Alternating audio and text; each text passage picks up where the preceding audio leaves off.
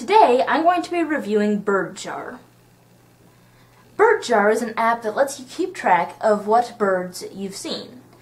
So, if you want to keep track of your life list, it can do that. If you want to see what birds you've seen in a single day, it can do that.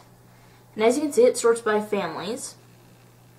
So you could pick whatever family of birds you wanted, and it appears to have most of the birds that are in the world on this list. And you can also sort by how it categorizes them. So you can have it from A to Z, by the genus, so like the order they show up in a field guide, or by the percent of the birds that are seen, or by the number of birds that have been seen.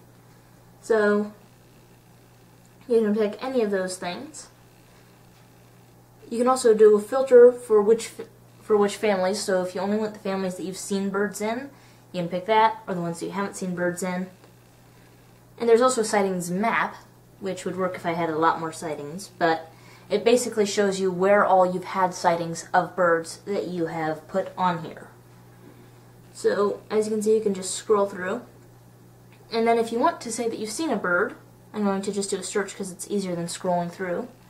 I could do a search for it, like a jay, or actually a crow. It'd be in the same family, but...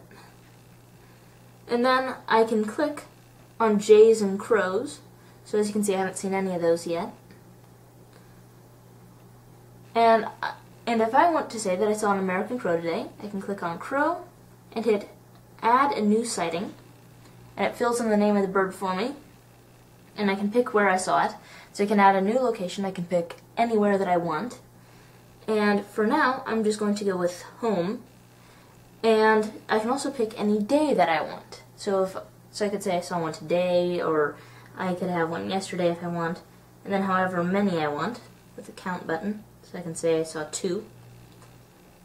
And then you can also add extra data if you want, but I don't really need any extra. So I'm going to hit save.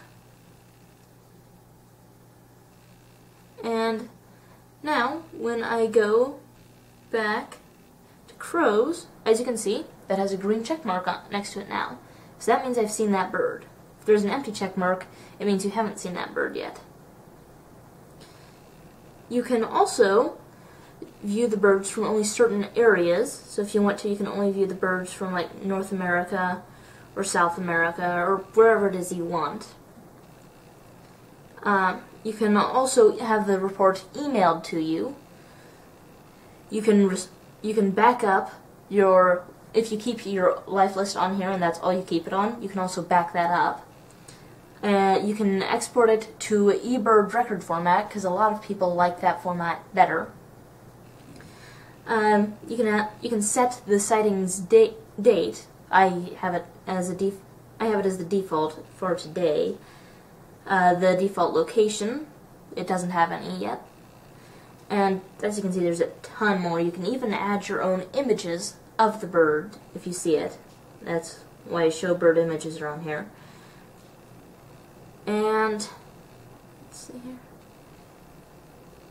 So that's all in settings. Oh, and it also tells you what version of BirdJar you have, because of course it has several versions.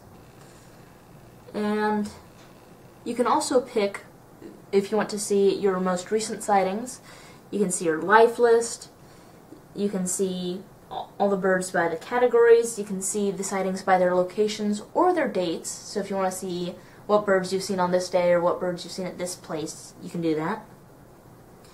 And you can see all your photos and recordings and your notes and things. So overall, it's a really nice app if you want to just keep your life list on here, have it all in one spot, and have all the birds from all over in it.